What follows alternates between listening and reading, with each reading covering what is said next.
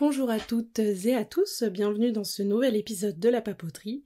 Ici on va parler de tout et de rien, de la vie, de l'anxiété, de l'amour et des amitiés, mais aussi des doutes et du chagrin, mais surtout d'ambition, de projets, de self-care et de toutes ces petites choses qui vont vous aider à décomplexer au quotidien, avec ou sans invité. Avant de débuter, je vous invite à suivre la page du podcast sur Instagram, lapapoterie.podcast. N'hésitez surtout pas à m'envoyer un message privé pour me dire ce que vous avez pensé de l'épisode, réagir à chaud ou proposer de nouveaux thèmes à venir.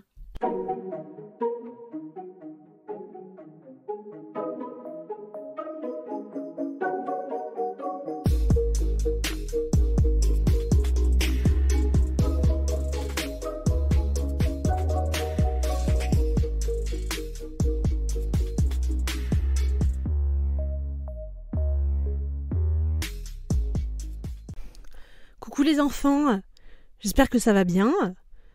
Moi ça va super. Tout le monde s'en fout, personne n'a demandé, mais c'est pas grave, ça va super bien. Il faut partager quand ça va aussi, pas que quand ça va pas. Donc comme vous avez pu le voir, le thème du jour, c'est être seul. Alors être seul, ça veut dire énormément de choses. Mais j'ai déjà fait un épisode pour apprécier un petit peu sa propre compagnie, tout ça. Mais aujourd'hui, on va aller un peu plus en profondeur du sujet. Alors pour ceux qui me connaissent un petit peu personnellement, je n'ai aucun problème à passer du temps seule, à être seule. Après ça vient peut-être du fait que je suis assez introvertie. Donc petite précision pour ceux qui ne savent pas, être introvertie ça veut pas dire ne pas aimer sortir ou etc. En fait être introvertie c'est la manière dont on va recharger ses batteries. C'est en étant seul, alors que les gens extravertis, ce ne sont pas les gens qui n'aiment pas être seuls, ce sont les gens qui vont recharger leur batterie en étant avec des gens. Voilà, rien de plus compliqué. Voilà, donc moi ça me dérange pas d'être seule, j'adore être seule, j'adore faire les magasins seule, j'adore me promener toute seule. Bref, je vais me faire les choses seule, quoi, y a pas de souci. Hein. Être seule, c'est pas forcément facile pour tout le monde.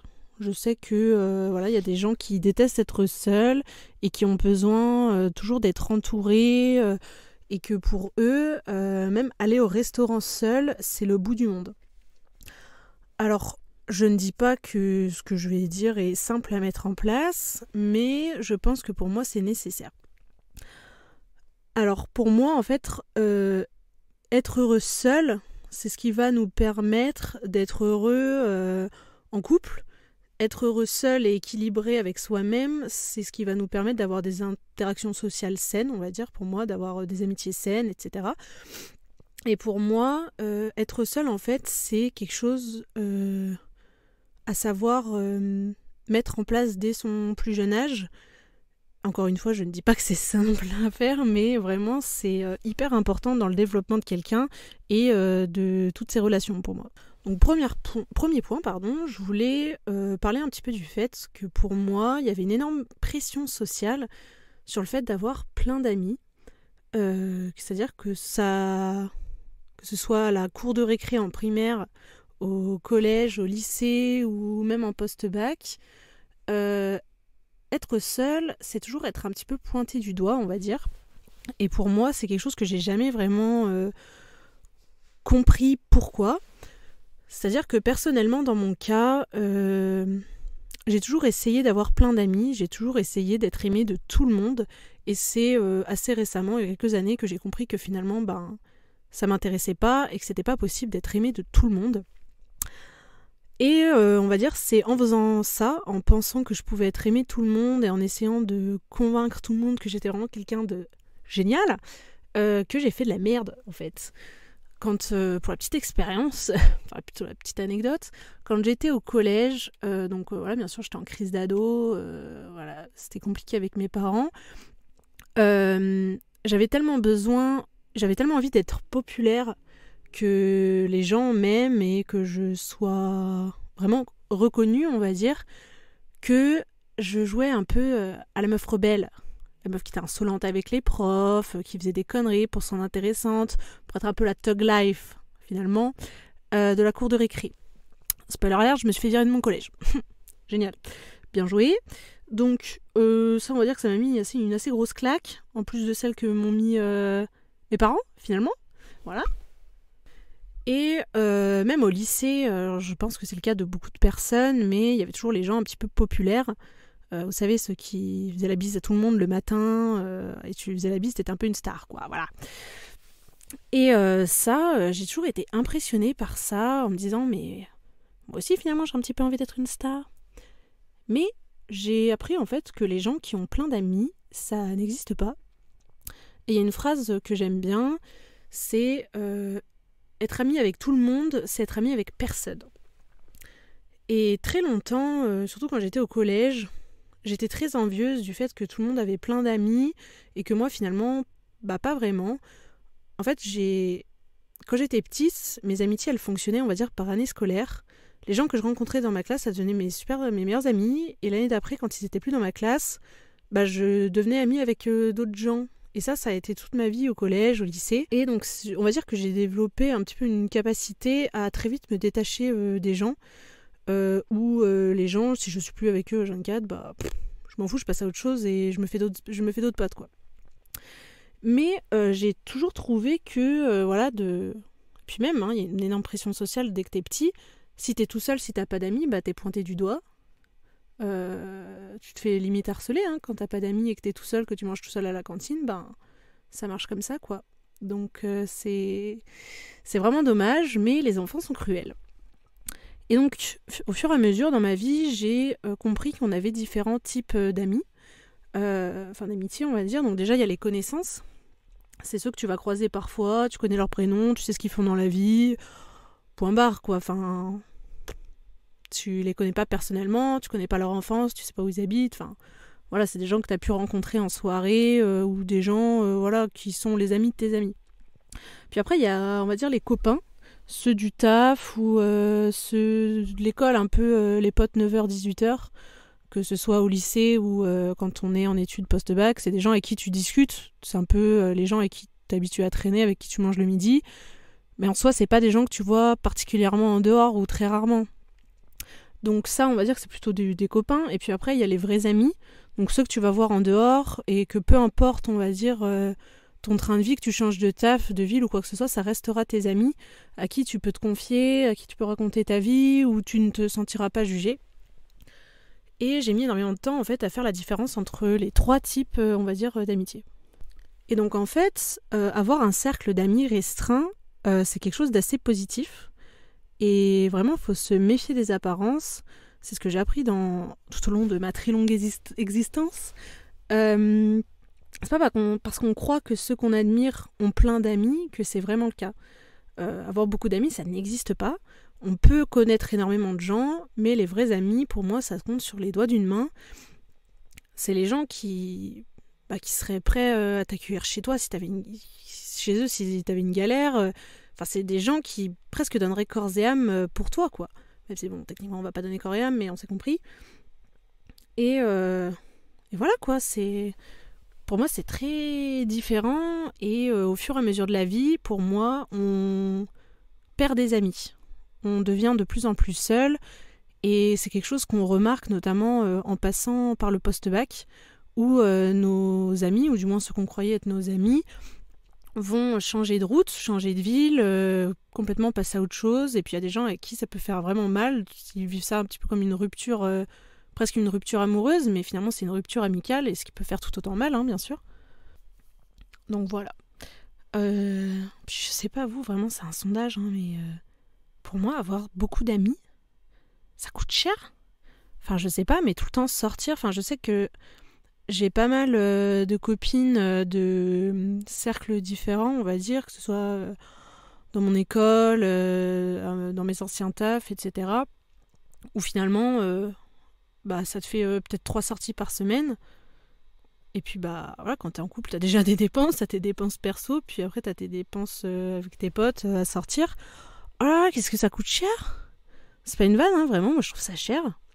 Déjà que la vie est chère, mais je trouve qu'avoir des amis, ça coûte cher. Je suis désolée si c'est tabou, mais c'est peut-être mon côté radin un peu qui parle, mais ça fait mal au porte-monnaie, je trouve.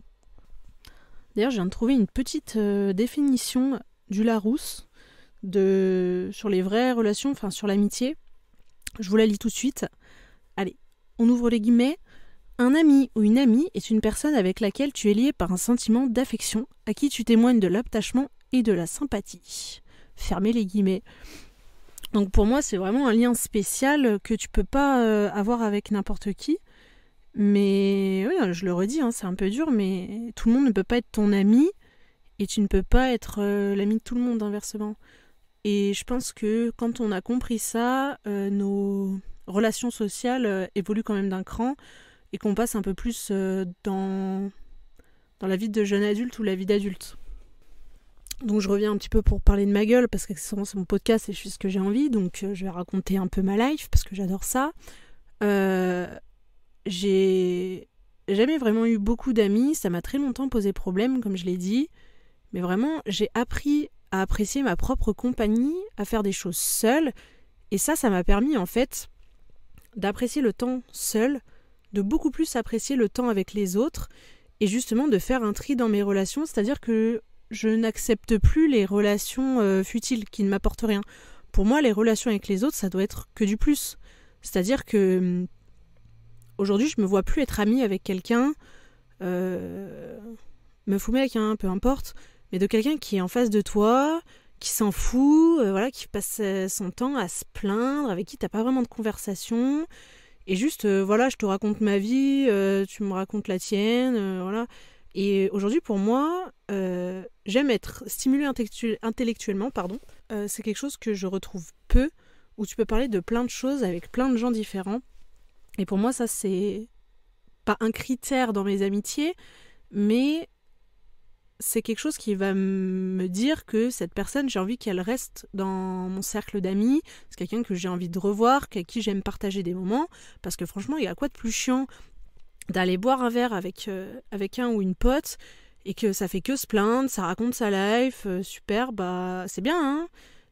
Mais est-ce qu'on peut parler d'autre chose, genre clairement que la météo ou les cours ou ta vie ou ton mec ou ta meuf, genre clairement on s'en fout quoi, c'est bien de parler de sa vie mais de parler de plein de choses, de littérature, d'événements, de choses qui se passent dans le monde. Et ça, je pense que nos attentes, elles varient plus ou moins vite que ceux avec qui on est amis. Et c'est pour ça que des fois, on va dire qu'il y a des ruptures amicales pour ma part. Parce que très vite, je sens un peu comme une pression, quoi. Genre, faut qu'on se raconte nos vies. Et il y a quelque chose que je n'aime pas dans l'amitié, on va dire.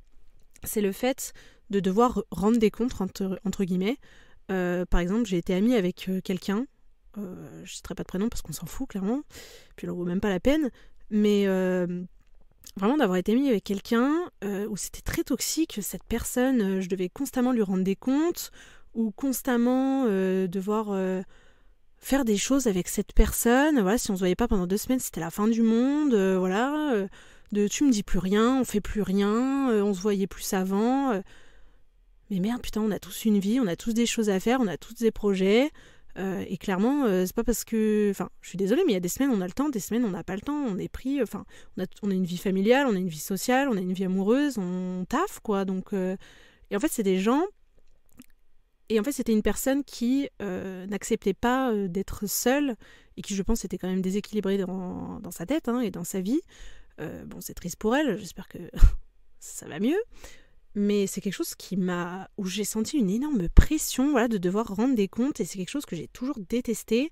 Et vraiment, ça m'a vaccinée. Et c'est-à-dire que maintenant, dès que je vois les red flags avec quelqu'un, où il y a quelqu'un qui me dit « Ah, mais tu m'as pas dit que t'avais fait ça !» Bah oui, alors. Enfin, je suis obligée de tout te dire. Je sais pas, il n'y a pas de contrat, quoi. Genre, fous-moi la paix, ma sœur. Donc bon, c'est pour ça que aujourd'hui, on va dire, je laisse plus vraiment grand monde rentrer dans ma vie en amitié, parce que pour moi, des relations, ça doit être que du plus. Et des relations amicales, pour moi, c'est du plus, quoi. En fait, ça sert à rien. Enfin, si tu ne m'apportes rien, c'est peut-être hyper égoïste ce que je dis, mais des gens qui ne t'apportent rien, qui ne t'apportent pas du positif, pas du plus dans ta vie, pourquoi faire ? Pourquoi faire finalement ? Ça te sert à quoi ? Voilà, t'as besoin de te gonfler, fais comme moi, hein, tu fais un podcast ou je sais pas, ou t'appelles ta mère, quoi. Mais c'est pour ça, je pense qu'il faut faire un tri dans sa vie, et tous les gens qui t'entourent, en fait, finalement, ils vont avoir un impact sur ta façon de penser, ton humeur. Je veux dire, si t'as des gens très négatifs autour de toi qui passent leur vie à se plaindre, voilà, le monde c'est de la merde, mon taf ça me fait chier, nanana. Comment tu veux avoir des pensées positives? Comment tu veux être optimiste? Enfin, moi, ça me paraît incohérent. Et c'est pour ça que maintenant, voilà, les gens qui passent leur vie à se plaindre, voilà, tu vas déjeuner, la meuf, elle fait que se plaindre, elle a une vie de merde, et toi, elle te pose des questions, et voilà, tu dois raconter des trucs de merde dans ta vie, quoi, pour pas lui dire ah bah, t'as une vie de merde, et moi, regarde comme ma vie, elle est géniale. Bah voilà, et y en a marre de ça, voilà, on passe à autre chose, on veut des gens positifs, on veut du positif dans sa vie. Maintenant que le sujet de être seul au niveau de l'amitié est clos, je voulais rebondir sur le fait plutôt, c'est mieux, dans une situation de couple, quand on est en couple avec quelqu'un, souvent on n'est presque plus vraiment seul, surtout quand on va habiter avec quelqu'un. Mais être seul, c'est hyper important d'avoir ces moments à soi, même quand on est en couple, parce que déjà, bon, ça fera le sujet d'un podcast à part entière, mais dans un couple, faut quand même être épanoui personnellement avant d'être épanoui à deux, parce que si votre bonheur en fait dépend de la personne avec qui vous êtes, vous créez, on va dire, de la dépendance affective et vous ne savez pas être seul. Et donc dès que cette personne elle est plus là pour raison X ou Y, cette personne elle part en voyage, cette personne elle part en week-end, et que vous vous retrouvez comme une merde, c'est pas ça justement. Faut profiter de ces moments seuls. Il faut se créer des moments seuls quand on est en couple pour vraiment faire des choses qu'on aime nous et faire des choses, en fait finalement ne pas s'oublier. Il faut jamais s'oublier même quand on est en couple avec quelqu'un, parce que déjà c'est pas voué à l'échec avec la personne avec qui vous êtes, mais un peu quand même. Enfin, c'est-à-dire que si vous faites tout ensemble, déjà vous allez plus vous manquer, mais surtout que vous allez complètement vous oublier. Vous allez arrêter de faire ce que vous aimiez faire avant de rencontrer cette personne. Vous allez arrêter de finalement d'avoir le train de vie que vous aviez, voir vos amis justement. Et ça, c'est quelque chose qui peut être très nocif pour moi dans un couple, mais même pour soi-même, parce que si pour raison X ou Y, votre relation elle s'arrête, vous faites quoi? Si cette personne elle est plus là, vous êtes qui? Vous savez même plus qui vous êtes finalement. Donc justement, il faut continuer d'entretenir cette relation avec vous-même, d'entretenir votre propre bonheur et de faire en sorte que votre bonheur ne dépende de personne d'autre que vous. Mais il y a aussi la situation où on est célibataire. Et c'est-à-dire que je pense que avant d'être heureux en couple, c'est pareil. Il faut savoir être seul, il faut savoir s'accepter comme on est, il faut savoir ce qu'on aime, savoir ce qu'on n'aime pas. Et comment vous voulez savoir tout ça, qui vous êtes individuellement en tant que personne, si vous êtes tout le temps en couple avec quelqu'un, si vous tout le temps vous partagez votre vie avec quelqu'un, vous créez une personnalité pour la personne avec qui vous êtes, justement pour vous adapter et que cette personne finalement, pour que ça matche en gros, forcément à un moment ça va capoter quoi, genre. Enfin déjà qui dit ça, j'ai 45 ans quoi. Mais oui, ça va forcément à un moment ça va foirer parce que vous n'êtes pas quelqu'un individuellement, vous êtes quelqu'un que quand vous êtes en couple. Il faut savoir être seul. Et justement, il faut prendre le célibat pas comme une fatalité, mais quelque chose finalement de bénéfique, parce que vous allez apprendre à vous découvrir, vous allez apprendre à être seul, à faire des choses que vous aimez. Et il y a quoi de plus important finalement? Si vous vous aimez pas vous-même, qui va le faire à votre place? Qui le fera à votre place toute votre vie? Il faut s'aimer soi parce que, c'est con, mais on est seul et on meurt seul, quoi. Donc, aimez-vous les gars, aimez-vous. Et puis, il n'y a pas de raison de ne pas s'aimer. Je veux dire, si vous pensez que vous êtes trop gros, trop maigre, non, vous êtes très bien comme vous êtes. Vous êtes magnifique et tous les complexes que vous pouvez avoir, finalement, c'est les autres qui vous les ont créés.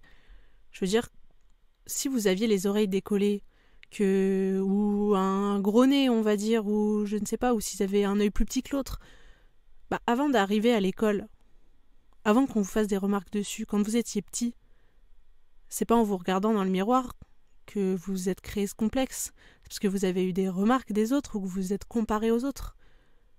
Mais au fond, on s'aime comme on est quand on est tout petit, avant toutes ces interactions sociales, on s'aime comme on est. Et pourquoi il faudrait justement écouter tout ça des autres et ne pas s'accepter comme on est, que ce soit physiquement ou intellectuellement. Je veux dire, si... des trucs débiles. Genre, si vous aimez faire de l'aquaponie, kiffez faire de l'aquaponie. Et c'est pas parce qu'il y a des gens qui trouvent que c'est ridicule que c'est définitivement ridicule. C'est cette relation avec vous-même, c'est ce que vous aimez faire qui fait que vous êtes vous.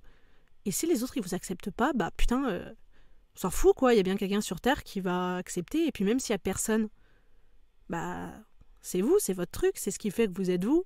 Et pourquoi faudrait changer pour des gens pour qui c'est pas acceptable? C'est qui les gens finalement? C'est bon, vous allez connaître peut-être pendant 1 an s'ils sont dans votre classe. Est-ce que... Enfin, vraiment c'est con, hein. Mais il faut à chaque fois prendre du recul sur la vie. J'ai l'impression de complètement divaguer du thème de mon podcast, hein, mais c'est pas grave. Mais quand vous avez un problème, prenez 5 minutes pour vous demander est-ce que mon problème aura autant d'importance dans 5 ans? Faut prendre du recul et se dire mais est-ce que mon problème aura autant d'impact dans ma vie dans 5 ans? Et bien souvent, la réponse c'est non. Donc vraiment, kiffez-vous, kiffez votre vie et laissez rentrer les gens dans votre vie que si c'est du positif, que s'ils vous apportent des choses.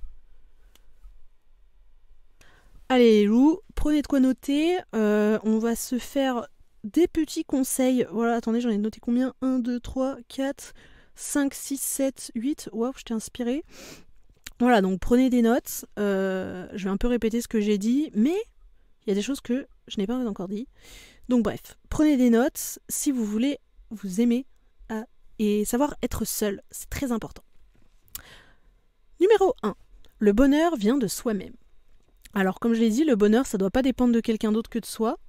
Vous n'avez pas besoin des autres pour être heureux. Sinon, vous attendrez jamais le bonheur, ou du moins pas sur le long terme, quoi. Voilà, donc pour commencer à être heureux seul, faut comprendre qu'on peut se suffire à soi-même. Et pour ça, faut trouver son bonheur dans les choses simples du quotidien, des activités, faire les courses.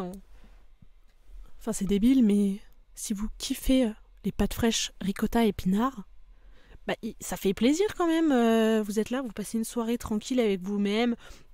Petite skincare, on va faire les courses, hop, petite ricotta, super, c'est génial, on kiffe, on rentre. Skincare, bain, moussant, petite soirée bougie, hop, ricotta, on se fait une jolie table, on se met une série qu'on aime bien. C'est dans ces petites choses-là qu'il faut apprécier du quotidien et apprécier d'être heureux seul. Personne vient vous faire chier en voulant changer de chaîne. Personne vient vous faire chier en disant « Oh, mais j'aime pas bouffer ça, pourquoi on bouffe ça ?» On s'en fout. Profitez de ces moments seuls. Bref, allez, on passe au numéro 2 parce que sinon, je vais vraiment... ce truc va durer 40 minutes.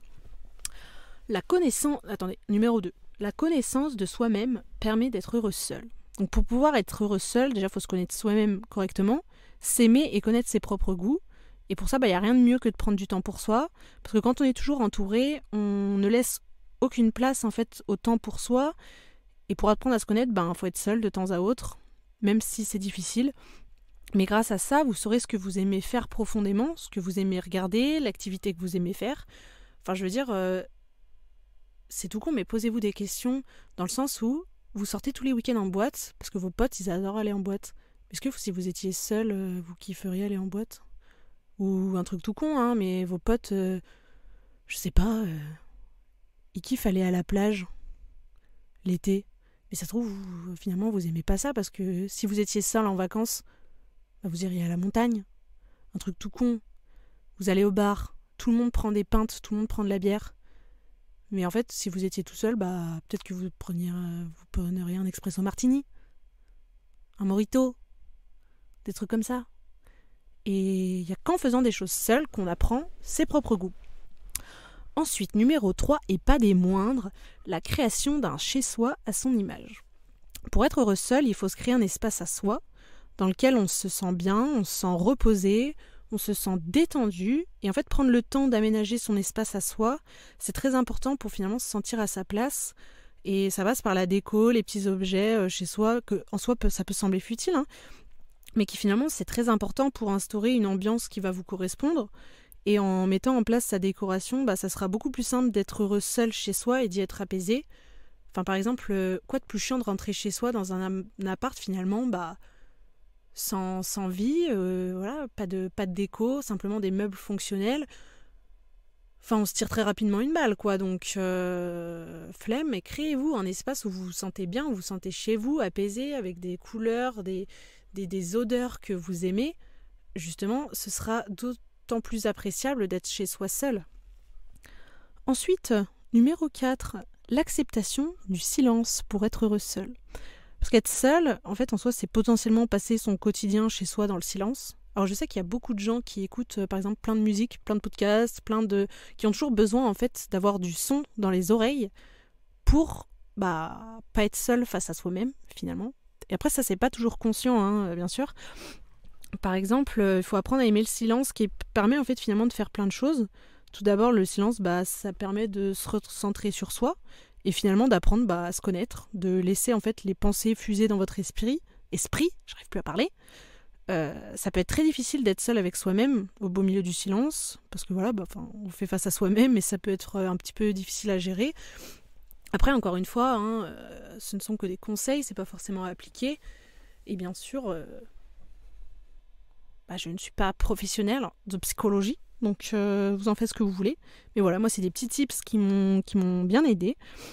Et en soi, même de reposer son cerveau, parce que si votre cerveau il est tout le temps, on va dire en suractivité, déjà que vous pensez toute la journée, votre cerveau il est jamais sur pause même quand vous dormez, mais si en plus vous lui foutez de la musique, vous faites autre chose en même temps, vous êtes sur TikTok avec de la musique, vous regardez une série, vous envoyez des messages en même temps, votre cerveau en fait il est surstimulé et vous ne vous reposez jamais vraiment. Et il faut prendre le temps de dormir les enfants, c'est important. Par exemple moi j'ai l'impression de dormir 12 heures par nuit, je suis encore fatiguée, mais bon ça c'est un autre débat. Voilà, donc il faut apprécier le silence. Ensuite, numéro 5, la liberté quotidienne pour être seul. Donc pour moi, pour être heureux en étant seul, il faut prendre conscience qu'en fait, être seul, c'est être libre. C'est libre de faire ce qu'on veut, quand on le souhaite, à l'endroit qu'on souhaite et quand on le veut. Donc si vous avez envie de dormir tard ou de faire la cuisine tôt ou tard, vous êtes libre de le faire mais sans déranger personne. Et en étant seul, en fait, on va dépendre de personne pour faire ce qu'on a vraiment envie. Et c'est aussi une des clés du bonheur, finalement. C'est d'être libre au quotidien et de vivre la vie que soi-même on a envie de vivre sans l'interfération de la vie des autres. Numéro 6. L'ouverture au monde et aux autres. Donc en fait, en étant seul au quotidien, ça permet de finalement mieux s'ouvrir aux autres. Parce qu'en soi, c'est pas possible de s'enfermer dans sa zone de confort, qui parfois ça peut être les proches. Être seul, ça permet de s'ouvrir aux autres et donc d'être heureux parce que par exemple, rien que de faire des choses seul, même de voyager seul, ça vous fait sortir de votre zone de confort et ça permet de s'ouvrir aux autres, mais de mieux s'ouvrir aux autres. C'est-à-dire que vous appréciez beaucoup plus les moments avec les autres quand ils se font un peu plus rares. C'est comme manger McDo tous les jours. Au bout d'un moment, McDo, ça vous dégoûte. Vous pouvez plus manger McDo. C'est un peu la même chose. Tout est une question d'équilibre finalement. Je dis ça dans chaque podcast, vraiment ça devrait pas s'appeler la papoterie, mais tout est une question d'équilibre. Enfin bref. Ensuite, numéro 7, la définition de son projet de vie, ses objectifs. Alors être seul, ça permet aussi de définir sa ligne de vie, ce qu'on veut vraiment. Se fixer des objectifs et des projets de vie, c'est un aspect qui va clairement vous permettre d'avancer et d'être heureux dans votre quotidien.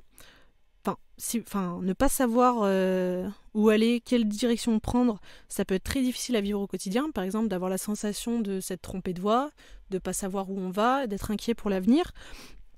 Et en fait, il faut savoir parfois se poser quelques minutes seul avec soi-même et de réfléchir à vos projets de vie. Parce que après, vous vous sentez dépassé en fait et vous avez l'impression de ne pas gérer les choses. Et par exemple, se fixer des objectifs de vie, par exemple avec un vision board, ça peut permettre justement de prendre du temps pour soi. Et par exemple, j'ai l'impression de dire tout le temps par exemple, bref on s'en fout. En 2023, début 2023, donc clairement il y a 3 semaines, j'ai fait un vision board que j'ai mis en fond d'écran de mon ordinateur. C'est-à-dire qu'à chaque fois que je l'ouvre, je sais pourquoi je me lève le matin, je sais pourquoi j'ai envie de bosser, je sais pourquoi je fais 5 ans d'études, je sais pourquoi j'ai envie de faire le tour du monde, je sais pourquoi je me mets au sport. Et en fait, de visualiser la vie que vous avez envie d'avoir, des objectifs que vous voulez réaliser, de les avoir toute la journée sous les yeux, finalement ça aide plutôt à avancer. Enfin, pour ma part. Après, chacun est différent. Numéro 8, le côté positif à retrouver dans ses proches. Pour être seul, il faut que la relation avec vos proches, elle soit saine. Donc il faut sortir toutes les relations toxiques en fait de votre vie qui finalement ça vous rendra jamais heureux au quotidien, qui vous permettront pas d'apprécier votre propre compagnie. Enfin, si vous êtes tout le temps critiqué dans vos choix, dans vos goûts, putain, mais dégagez ces gens, quoi, on s'en fout. On a dit qu'on garde que les gens qui nous apportent du positif, du plus. Voilà, si vous avez une conne de pote qui passe sa vie à critiquer vos choix amoureux, vos choix de vestimentaire, n'importe quoi. Oh, c'est votre vie, hein, c'est pas la sienne, hein. Faut arrêter d'être aussi impliqué dans la vie des gens et faut savoir s'occuper un peu de son cul, quoi. Clairement, on va parler français, il y en a marre. Il faut sortir les gens de votre vie qui passent leur vie à se plaindre. C'est bon, il faut apprendre à vivre la vie du bon côté. Il y a tellement plein de choses à faire, on est jeune, on a toute la vie devant nous. Et de rester avec des gens hyper pessimistes tout le temps, mais ça va tellement vous flinguer le moral. Enfin, c'est comme tout. Comment vous voulez être optimiste en regardant tous les soirs BFM TV ? Bien sûr que le monde y part en couille, mais il y a aussi plein de bonnes nouvelles. Et faut équilibrer toutes ces pensées. Certes, la vie, c'est pas toujours marrant. Il y a des gens, il faut savoir être là pour ses amis, il faut savoir les écouter quand ça va pas. Mais il ne faut pas qu'en fait les problèmes des autres deviennent les vôtres. C'est-à-dire que il faut savoir prendre du recul sur les choses et distinguer et ne pas être autant impliqué. C'est-à-dire que le nombre de fois en fait où je me suis impliquée dans les problèmes des gens au point de m'investir moi-même finalement activement dans ces problèmes, que ça en est devenu les miens, que ça flinguait mon moral, que ça flinguait ma journée. Et j'ai mis du temps à comprendre, mais maintenant je sais être une oreille attentive en amitié, mais je m'impliquerai plus dans ces problèmes-là. Par exemple, j'avais une amie qui avait une situation familiale très compliquée et j'ai maintes et maintes fois, je me suis impliquée à chercher des rendez-vous médicaux, etc. et vouloir finalement sauver les gens. Sauf que vous ne pouvez pas sauver les gens. Vous ne pouvez pas sauver des gens qui n'ont pas envie d'être sauvés. Et les gens doivent se sauver eux-mêmes. Et vous ne pouvez pas être le sauveur de la terre entière. Il faut savoir laisser les gens se débrouiller et être seuls pour finalement prendre leur vie en main parce que c'est la leur, c'est pas la vôtre. Vous voyez ce que je veux dire ? Je parle solo, mais c'est pas grave. Putain, pour la petite anecdote, je suis clairement dans ma voiture devant chez moi parce que il y a qu'ici qu'on a la paix et le silence. Clairement, mon voisin vient de sortir de son garage, me regarder très bizarrement parce que je suis dans une voiture éteinte avec un ordinateur, un iPad et un micro.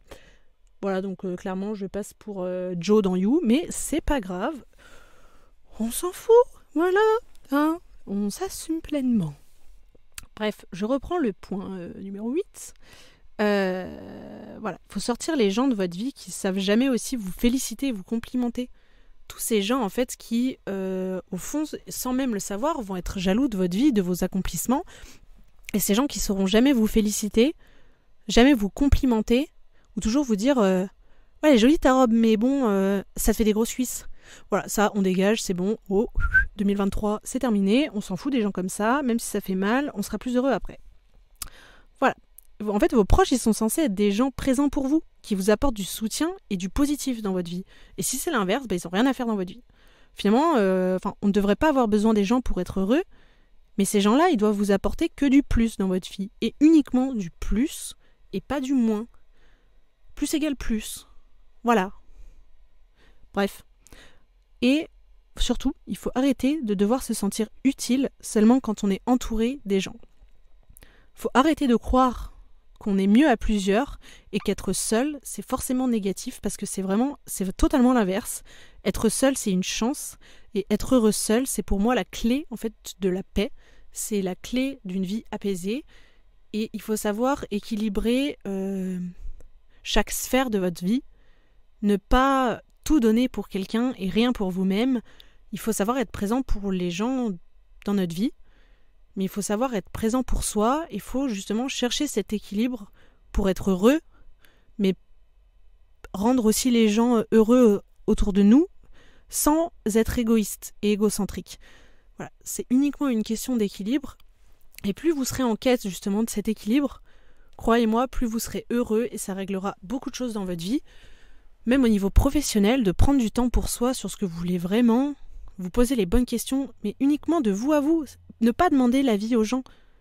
Demander l'avis aux gens, ça rassure, certes, mais ces gens-là, ils sont pas dans votre vie. C'est comme demander l'avis aux gens sur votre relation amoureuse, ces gens-là, en fait, ils sont au courant que de ce que vous vous dites.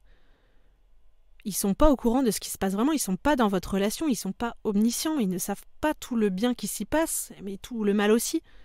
Après voilà, tout est à prendre avec des pincettes, c'est-à-dire que si votre mec il vous frappe et que votre copine elle vous dit meuf porte plainte, dégage, là oui, là faut écouter, bien sûr tout a des limites dans ce que je dis, mais voilà, si jamais vous embrouillez avec votre mec et puis que votre pote elle est là ouais quitte-le c'est un connard, alors oui, il a peut-être eu une action de connard, mais c'est peut-être pas un connard à part entière. Voilà, il faut apprendre à prendre du recul, et votre vie, c'est vos choix, vos décisions, pour vous, et pas pour les autres. Si vous en avez plein le cul de faire des études que vous savez que c'est pas pour vous, vous avez le droit d'arrêter. Et même si ça va décevoir vos parents, même si ça va les rendre tristes, si vous savez que pour vous c'est la bonne décision et que vous ne le regretterez pas, et que vous en avez besoin, il faut être à l'écoute de soi-même et le faire. J'ai l'impression d'engueuler les gamins, mais je vous engueule pas les gars. Je vous donne des conseils qui, perso, m'ont beaucoup servi. Et vraiment, je suis convaincue que être seul et savoir être seul, c'est bénéfique pour tout le monde. Vraiment. Et ma vie va beaucoup mieux depuis que j'ai appris à être seule sur tous les points de vue. Franchement, mon vision board là il se réalise de plus en plus les gars, genre je vais chialer alors qu'on est même pas mi-janvier quoi. Enfin si, on est même fin janvier. Bref, voilà. C'est déjà la fin, c'est la fin de l'épisode, my goodness. N'hésitez pas à me dire ce que vous en avez pensé de cet épisode, du podcast en général, quoi que ce soit. N'hésitez pas, toujours le même compte Insta, lapapoterie.podcast.